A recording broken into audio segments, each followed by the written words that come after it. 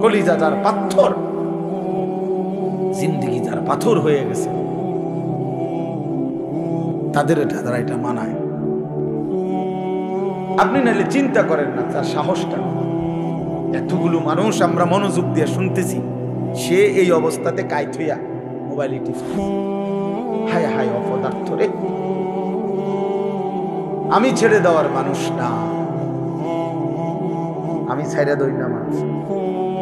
এটা আমার সিদ্ধান্ত জিন্দেগি। যেদিন কইতে পারি, যেদিন কইতে পারি, মাগার বলে যাব শক্তভাবে। হিসাব আমার। যদি কোনোদিন আর বলতে না পারি, না পারলাম খালাস। আমি জনপ্রিয়তা দিয়া কি করবো? আমি কি ভোটে খারাই?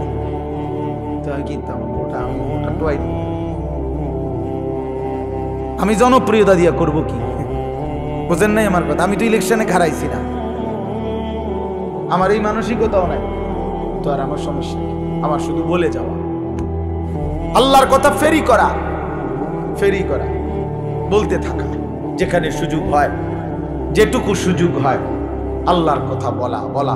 কবি আরশ पर कभी फरश पर, कभी उनके दर कभी दर बदर, गमे आशिकी तेरा शुक्रिया, मैं कहां से गुजर गया, कभी रास्तों में तन्हा, कभी हो गुरूद सहरा, मैं जुनू का हम सफर हो, मेरा कोई घर नहीं।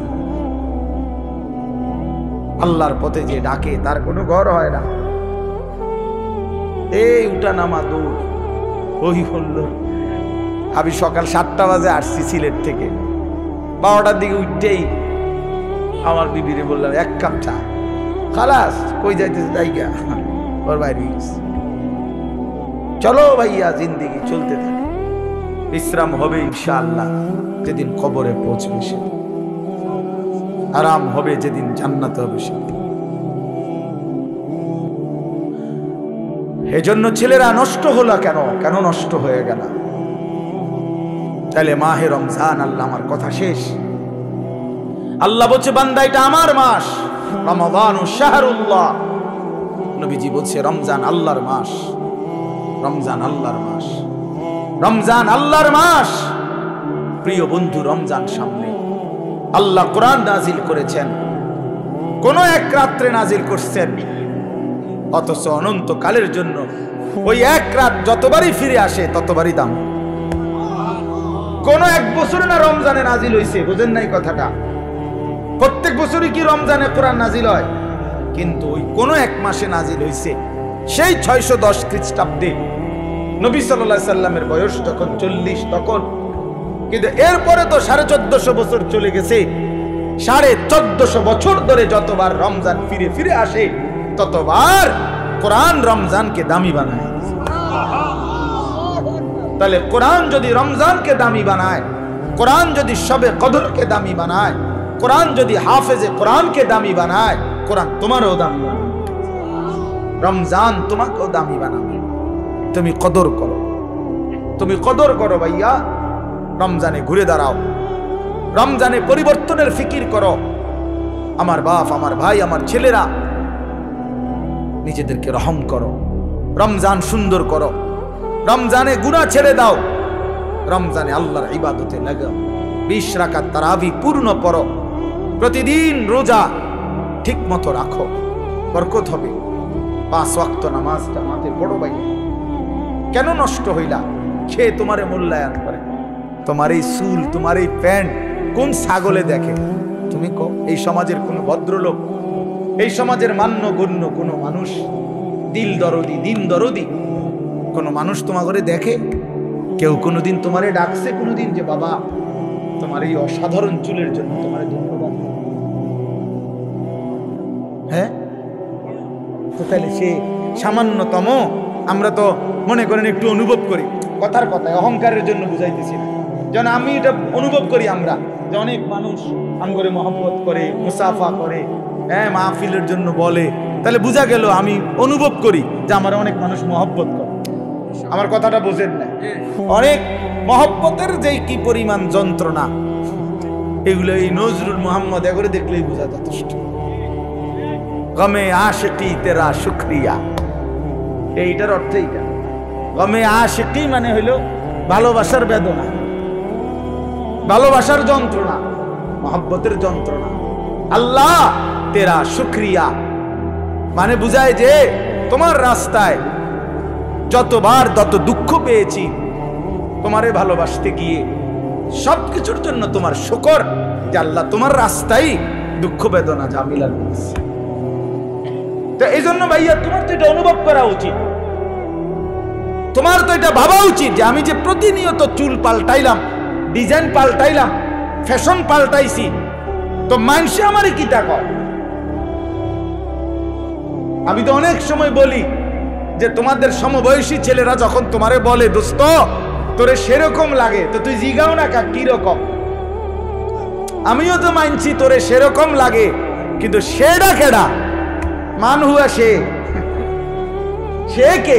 যার মতো তোমারে লাগে নিশ্চিত খবর নিলে দেখবা ফুট্টাখোরের মতো লাগে, গাঞ্জাখোরের মতো লাগে, নেশাখোরের মতো লাগে, জুয়ারির মতো লাগে, লম্পট চরিত্রহীনের মতো লাগে বেটা, ইমানদারের মতো লাগে না, জুনায়েদ বাগদাদির মতো লাগে না, বাইজিদ বোস্তামির মতো লাগে না, কোন আল্লাহওয়ালার মতো লাগে না বেটা, কোন হারামখোরের মতো মনে হয়,